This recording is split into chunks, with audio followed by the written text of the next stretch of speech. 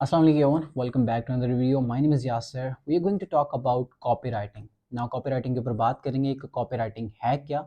हमारे यहाँ बहुत सारे लोग जो भी फ्रीलांसिंग मेंटर होते हैं वो ग्राफिक्स इंडस्ट्री में, वीडियो एडिटिंग में और बेसिक चीज़ों के अंदर जाते हैं, कंटेंट राइटिंग में चले जाएंगे। अब कंटेंट राइटिंग और कॉपीराइटिंग में भी डिफरेंस है जो कि हम इस वीडियो के अंदर जानेंगे कि इन दोनों के दरमियान क्या डिफरेंस है। सो सबसे पहले जी बात कर लेते हैं कि व्हाट एक्चुअली कॉपीराइटिंग इज़, कि कॉपीराइटिंग होती क्या है। अब copywriting is all about crafting a message. Crafting a message mean कि कॉपीराइटिंग इस्तेमाल होती है मार्केटिंग की टर्म में, like in the marketing field ये चीज़ इस्तेमाल होती है। अब मार्केटिंग एक ऐसा शोबा है, एक ऐसी इंडस्ट्री है जो कि इंतहाई प्रॉफिटेबल और हर बिजनेस की बैकबोन होती है, क्योंकि जब भी आपको प्रोडक्ट बनाते हैं, जब आप उसकी मार्केटिंग नहीं करेंगे सो वो बिक नहीं पाता। सो वहीं पर काम में आते हैं मार्केटर, यानी कि डिजिटल मार्केटर्स। यानी डिजिटली आप उसको बेचना चाहते हो, ऑनलाइन बेचना हो तो उस सूरत में आपको डिजिटल मार्केटर्स की ज़रूरत होती है।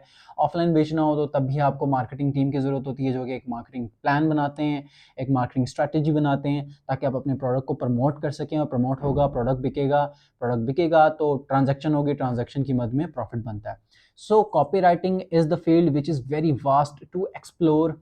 मिलियन डॉलर इंडस्ट्री है, इसमें काम करना is a little bit complex. आपको हाईली प्रोफेशनल स्किल्स चाहिए होंगी, but once you get into it, जब आप इसके अंदर आएंगे, आप इसको समझना शुरू होंगे तो इंशाल्लाह चीज़ें आसान होती चली जाएंगी आपके लिए और आप इसको बेहतरीन तरीके से सीख कर मार्केट के अंदर प्रोवाइड करके जब आप लो कंपटीशन के ऊपर आप खेलते हैं तो आपको इससे अच्छा पोटेंशियल मिलता है। अब इसका कंपटीशन खैर लो तो नहीं, लेकिन जितनी आपको अमाउंट मिल जाती है ग्राफिक्स वाले बंदों की या फिर दूसरे स्किल्स प्रोवाइड करने वाले बंदों की, सो उस निस्बत आपको एक गैप मिल जाता है जहां पर आप अपनी सर्विस दे सकते हो। अब copywriting in the simple words is the thing जिसमें आप एक मैसेज बनाते हो किसी चीज को बेचने के लिए।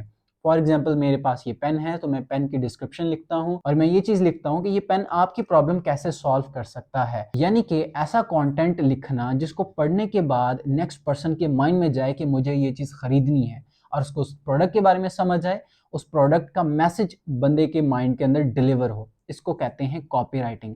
And on the other side content writing वो होती है जिसमें आप इंफॉर्मेशन प्रोवाइड करते हैं। कोई स्टोरी टेलिंग हो गई, किसी मूवी को समराइज करना, किसी प्रोडक्ट के बारे में लिखना इन इंफॉर्मेटिव वे। सो वो चीजें कंटेंट राइटिंग की जगह पर आती हैं जहां पर आप अपने कॉन्टेक्ट से किसी को इंफॉर्मेशन प्रोवाइड कर रहे हो। लेकिन copy writing is the thing जिसमें आप अगले बंदे को उकसाते हो कि आप ये चीज खरीदो, ठीक है। सो उसको कहते हैं copy writing. So if you want to be get into the freelancer career, so आप कॉपी राइटिंग के स्किल सीखें, बहुत ही फ्रूटफुल साबित होगी आपके लिए। अब इसको सीखना कैसे है, बेसिक चीज़ों के ऊपर बात कर लेते हैं। द फर्स्ट चीज़ इज़ कि सबसे पहले आपको कॉपी राइटिंग के अंदर अपनी ऑडियंस को देखना होता है कि आपकी ऑडियंस कैसी है। Audience targeting is the first step for copy writing. आपने ऑडियंस टारगेटिंग करनी है ताकि आप उस लिहाज से कंटेंट लिख सकें, ताकि आप उस लिहाज से प्रोडक्ट डिस्क्रिप्शन लिख सकें।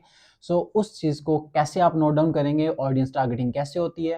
मिसाल के तौर पे आप अगर कोई भी प्रोडक्ट मार्केट के अंदर बेचने जाएं तो आपको उसके कुछ सेगमेंट्स मिलेंगे। फॉर एग्जांपल, को मोबाइल फ़ोन बेच रहे हैं या फिर कोई लैपटॉप बेच रहे हैं। अब आपको क्या करना है, फर्स्ट ऑफ ऑल अपने प्रोडक्ट की आपको समझ होनी चाहिए कि मेरा प्रोडक्ट क्या है। आप उसको समझेंगे तो उसके बारे में अच्छा लिखेंगे और उसके बारे में आप उकसा सकेंगे किसी दूसरे को कि वो इस चीज़ को खरीदे। तो क्लॉथिंग ब्रांड की बात करें तो अब क्लॉथिंग में कुछ प्रीमियम ब्रांड्स होते हैं, फिर थोड़ा नीचे आते हैं, फिर लो सेगमेंट में आते हैं, फिर वुमेन के ब्रांड्स हैं और मेंस के ब्रांड हैं। सो डिफरेंशिएटर्स हैं, राइट। अब ये आपकी डिफरेंट डिफरेंट ऑडियंसेस हैं कि अगर आपने कोई प्रोडक्ट आपके पास मौजूद है सो वो तमाम ऑडियंस में है तो दैट इज परफेक्ट। लेकिन अगर वो किसी स्पेसिफिक ऑडियंस के लिए तैयार किया गया है सो आपको अपनी ऑडियंस टारगेट कर लेनी है और उस ऑडियंस के हिसाब से ही आपको उसकी डिस्क्रिप्शन में लिखना होगा। Descriptions are very important. जैसे आप किसी शॉपिंग वेबसाइट के ऊपर गए हो, अमेजोन पे गए हो, दराज पे गए हो, कोई भी आपके पास जो भी मार्केट प्लेस कभी आपने विजिट किया हो, सो आपने जब उसका टाइटल पढ़ते हैं, जब आप उसकी डिस्क्रिप्शन देखते हैं ना, वो कॉपी राइटिंग कॉन्टेंट होता है। जब आप उसको पढ़ते हैं सो आपका दिल करता है हाँ ये मैं चीज़ खरीदूं। अब वहां पर कोई सेल्समैन आपसे बात नहीं कर रहा होता, बल्कि जो कॉपीराइटेड कंटेंट होता है वो जस्ट लिखा होता है और उसको पढ़ के ही आप अपना माइंड बनाते हैं। यानी कि वो जो कॉपीराइटिंग कंटेंट अब लिखा हुआ है वही आपको कन्विंस करता है कि वो प्रोडक्ट आप खरीदें। सो आप इससे इसकी ज़रूरत का अंदाज़ा लगाएं कि कितनी इंपॉर्टेंट है ये और कितनी आपको प्रोफेशनल स्किल्स चाहिए होंगी ये काम करने के लिए। अब होगा कुछ यूँ कि कोई भी प्रोडक्ट, कोई भी सर्विस, कोई भी ऐसी चीज़ बेचना चाहते हो आप, तो सबसे पहले आपके पास उस चीज़ की हेडलाइंस आती है। अब हेडलाइंस आपने केयरफुली लिखनी है, इस तरीके से आप लिखेंगे कि नेक्स्ट पर्सन के माइंड में मैसेज जाए कि हाँ ठीक है, मुझे इस चीज़ को पढ़ना है, मजीद एक्सप्लोर करना है। इतनी क्रिस्पी और इतनी कन्विंसिंग होनी चाहिए कि वो किसी भी कस्टमर को हुक कर सके अपने साथ। उसके बाद प्रोडक्ट डिस्क्रिप्शन आ जाती है। अब प्रोडक्ट डिस्क्रिप्शन के अंदर तो फर्स्ट ऑफ ऑल आपने अपने प्रोडक्ट का जो एक मैसेज है वो कन्वे करना है कि हमने प्रोडक्ट किस मकसद से बनाया और ये है क्या और ये किस काम आता है। उसके बाद in the next half of your description आपने ये चीज़ क्लैरिफाई करनी है कि how this product is going to be help you, कि आपका मसला किस तरीके से हल करने वाला है। क्योंकि कोई कस्टमर तभी वो चीज़ खरीदता है जब वो उसके किसी प्रॉब्लम का सोल्यूशन हो, राइट। फॉर एग्जाम्पल मुझे कमरे में रोशनी चाहिए तो मैं बल्ब खरीदूंगा, यानी कि मेरी ये प्रॉब्लम है तो मैंने बल्ब खरीदा। अब ये प्रॉब्लम थी तो उसका सोल्यूशन मैंने खरीदा। सेम इसी तरीके से जब आप अपनी डिस्क्रिप्शन के अंदर कन्विंसिंग मटेरियल डालते हैं ताकि अगले बंदे को पता लग सके कि ये प्रोडक्ट अगर मैं खरीदूंगा तो मेरे किस मसले का हल है और किस तरीके से ये मुझे हेल्प कर सकता है। सो माइंडसेट बनाना बहुत ईजी हो जाता है कस्टमर का कि वो उस प्रोडक्ट को खरीदे। देन आफ्टर दिस जो एक कॉपीराइटर को पता होनी चाहिए चीज़ वो ये है कि जब आप किसी प्रोडक्ट के बारे में लिख रहे हो तो आप उसके फीचर्स के बारे में ज़्यादा लिखें बनिस्बत के उसकी स्पेसिफिकेशंस के बारे में। फॉर एग्जाम्पल टेक्निकल चीज़ों को थोड़ा सा कम रखें और आप उसके अंदर फीचर्स ऐड करें कि how this product is going to be change your life, आपके अंदर क्या ऐड ऑन कर सकती है, किन चीज़ों को इंप्रूव कर सकती है, आप अपना लाइफस्टाइल इंप्रूव कर सकते हैं, ये इतनी कैपेबल है, उसकी कैपेबिलिटीज के ऊपर बात करें ना कि उसकी स्पेसिफिकेशंस के ऊपर जो कि टेक्निकल होती हैं वो समझ कम आती हैं। सो उसमें हम बहुत सारे कस्टमर्स को लूज आउट कर जाते हैं क्योंकि जिन लोगों को टेक्निकलिटीज का नहीं पता होता वो जस्ट डिस्क्रिप्शन में ये देखते हैं कि हाँ ये मेरे किस काम आएगी। अगर वो क्लियर मैसेज उसको मिल जाता है देन वो अपना माइंडसेट बनाने में आसान हो जाता है, लेकिन अगर वो उसको चीज़ नहीं वहां पर मिल पाती सो मुश्किल हो जाता है उसके लिए अपना माइंडसेट बनाना, उस चीज़ को वो अवॉइड कर देता है। और हमें अवॉइड नहीं कराना, कॉपीराइटर का मकसद ये होता है कि वो प्रोडक्ट को बिकवाता है, यानी कन्विंसिंग मटेरियल बनाना होता है हमने ताकि हमारा प्रोडक्ट सेल आउट हो in the market. In the last powerful